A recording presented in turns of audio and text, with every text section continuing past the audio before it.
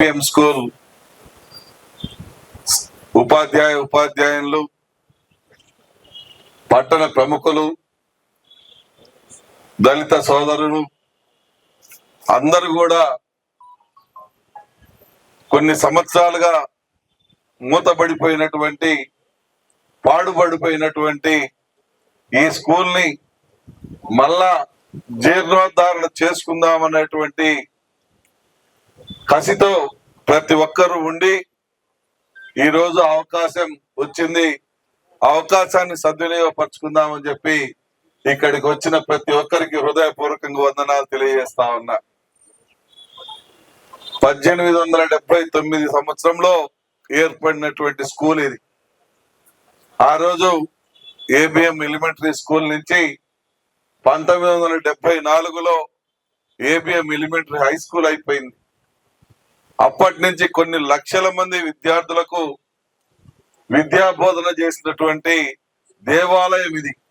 అటువంటి దేవాలయం భూ కబ్జాదారుల బారిన పడిపోయి ఏ ఆచ్ఛాదన లేకుండా లాస్ట్ కు భూ కబ్జాదారుల కబంధ హస్తాలు ఇరక్కపోయి తాళాలు వేసుకొని ఉన్న పిల్లలను తరిమేసి ఒక దౌర్భాగ్యకరమైనటువంటి పరిస్థితిని మనం అందరం కూడా చూడాల్సిన పరిస్థితి వచ్చింది.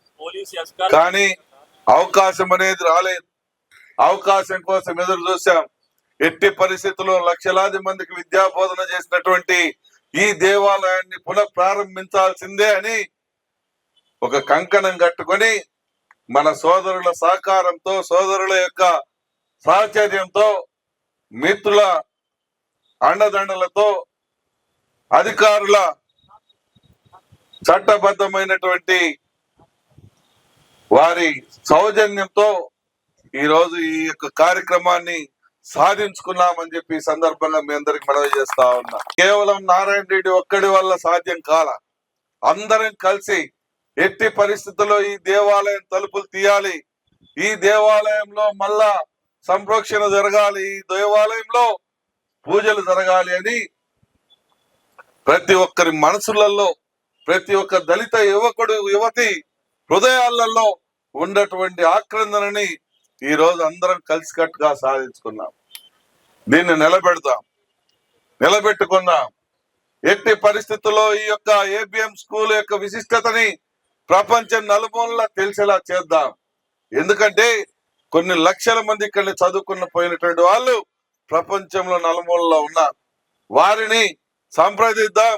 ఈ యొక్క స్కూల్ విశిష్టత గురించి మొత్తం మళ్ళా తిరిగి తెలియజేద్దాం, తిరిగి ప్రారంభిద్దాం.